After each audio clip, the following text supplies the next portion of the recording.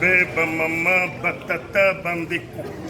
Nakanisa bino banso bokokamwa komona groupe ya cohésion nationale ya basuzi toyimitaka ebe bakonzi me ngai maréchal Mobutu na Patrice Emery Lumumba na Laurent Désiré Kabila biso banso epai tozalaki ebe Nzakumba asekwisi biso apesaki biso mission moko mission yango ezali nini ya koya kosoutenir dauphin Emmanuel Ramazani Shadari na élection.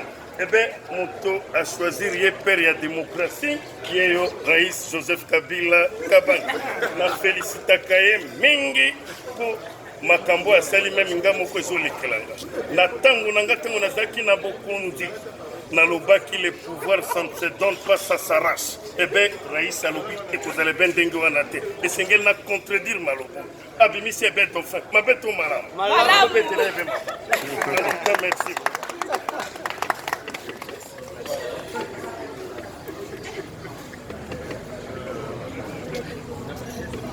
Les plans étaient déjà faits, les complots étaient déjà établis. Le gouvernement s'imposait contre la volonté du peuple et la Belgique qui désire balkaniser ce pays. Et le traitement du Congo, c'est demain. Bon. Merci. N'ai jamais trahi le Congo. Mais les chefs ne parlent pas. Nous sommes venus soutenir notre frère Ramadan Shadari parce qu'il y a eu des choses qui se sont dites en attaque et contre Shadari.